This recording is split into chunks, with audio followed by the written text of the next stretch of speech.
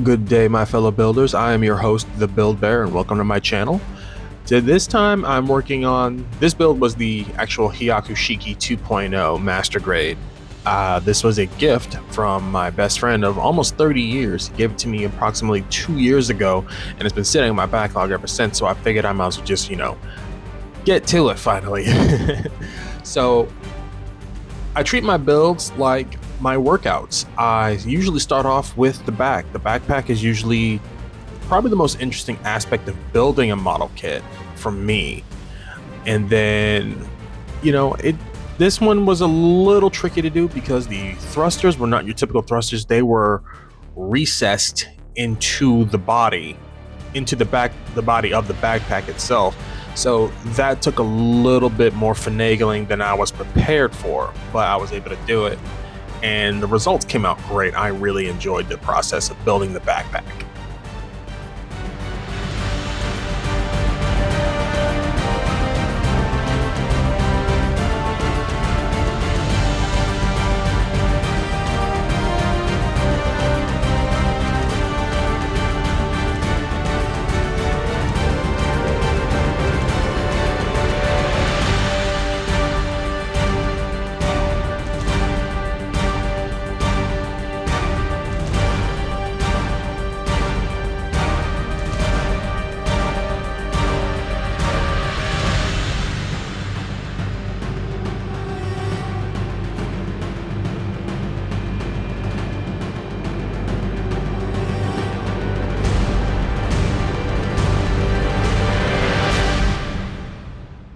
After I took care of the backpack, typically I tend to go to the weapons. I did a primer of a light gray, and then I used a flat black as my pre-shadow for the weapons. And then for the final top color, I used a gunmetal, just standard gunmetal.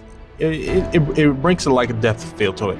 I really enjoy the process of doing gunmetal on weaponry, and I have to give credit to a builder that I actually admire and I started watching during the lockdown pandemic, Otaku Builder. So Otaku Builder, if you're watching this, I really thank you for all the videos you've put out over the years, and you have taught me so much. So a lot of the techniques I have learned, I have adapted for my own uses, and I feel like I've become a better builder because of this.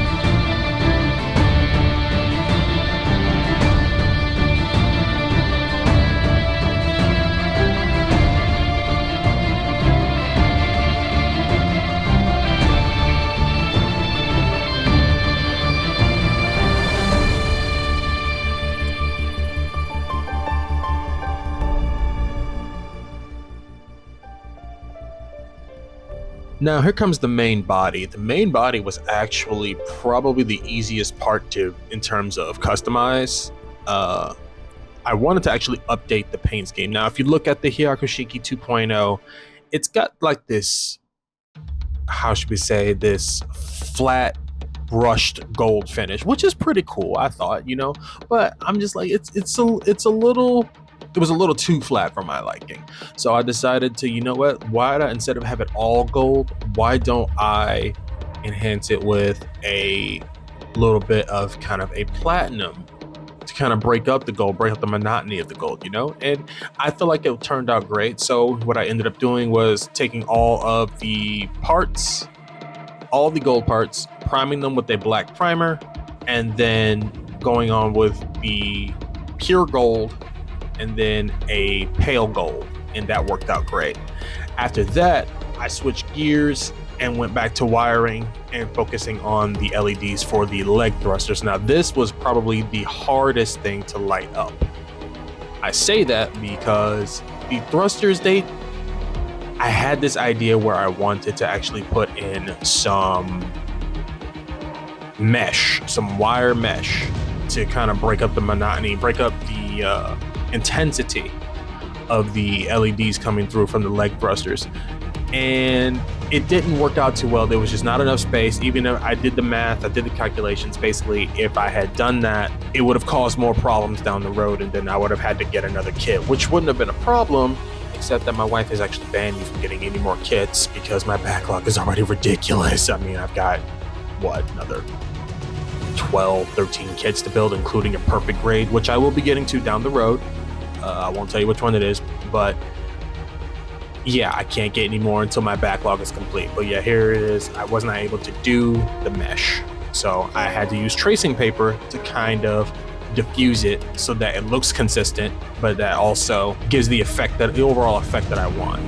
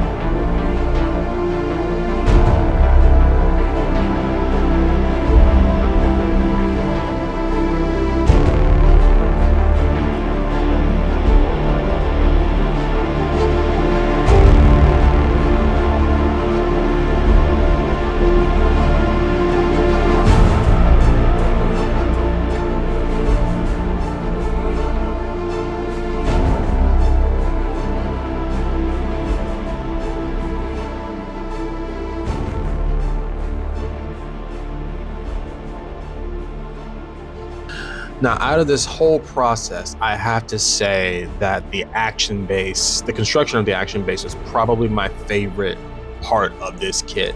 I'd never actually pre-lit an action base before, but I have pre-shaded it. And, just follow the same steps, prime it, light gray, and then go on with my choice of paints that I like to use. One thing to note, my workspace and my location is very small. So I have no room for a traditional compressor, so I'm forced to use rechargeable air compressors. Now before you guys knock it, they're not that bad. They really aren't. Just like the other airbrushes, you still have to clean them and do maintenance on them and whatnot. And I've been through my share of them, but if you take care of them, they will last you a long time. And I have two. One that is specifically for acrylics, and the other one is specifically for lacquers. I try not to interchange them, as cleaning them can actually degrade them a little bit more rapidly than you want to, then you have to replace it. I've had these airbrushes for approximately 2 years, and they've done very, very well for me. The compressors have done well. One of the airbrushes actually broke down one of the seam lines, which it's not my fault. I feel like that was more of a factory defect, if you will, but I was already in the process of upgrading to a gallery airbrush, and that was actually, a really good buy. So the action base, gunmetal, actually no, it was dark iron that I used, and then I pre-shaded all the little details and whatnot with just a flat black. I really enjoyed doing this process. One thing I hadn't planned on doing was lighting it. Lighting it was, I gotta say, a very unique challenge for me, and quite frankly, it's something I plan on doing moving forward with a lot of my kits if they have action bases. Like, if I feel like it really warrants it, like if I really had a good time building it, I will probably light up the action base too. I'm always going to paint them to give the entire kit its own identity, especially when you guys see my Master Grade Eclipse project. I know that kit's been out for some time, but I have some ideas on how I can improve it for myself, from my own imagination, and I want to share it with you guys. But anyway, this kit was a blast to build overall. It had some issues, but nothing really to write home. I guess it's really endemic of the builder, if you will.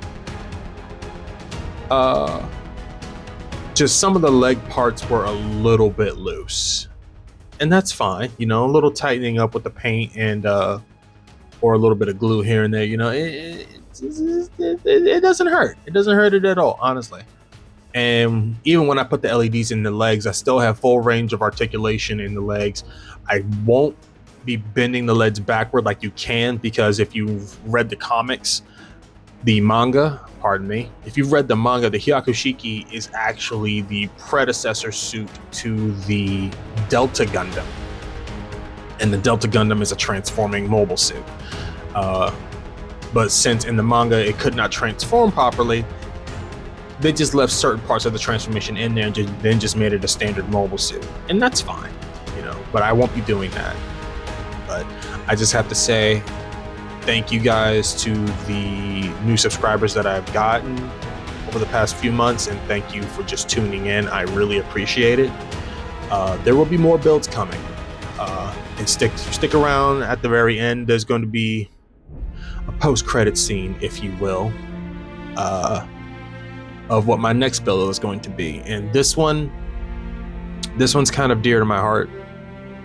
The one I'm going to be doing is going to be really dear to my heart, but at the same time, it's going to be that is actually a commissioned project for a dear friend of mine. She does some pretty amazing artwork, and I wanted to bring her artwork to life in a new medium that actually highlights some of her latest work. And then when I make that video, I will, plug in her links and whatnot, so you guys can just take a look. But it's been a long time to get to this level of creativity and craftsmanship, and I'm really grateful for all the lessons I've learned for all of the other builders out there. And if you guys are looking for a hobby to jump into, yes, it's expensive, but you know what, it's way worth it, and it's a great stress reliever. But hey, like I said, thank you guys for all the love and support. There will be more to come. Until the next build, my friends.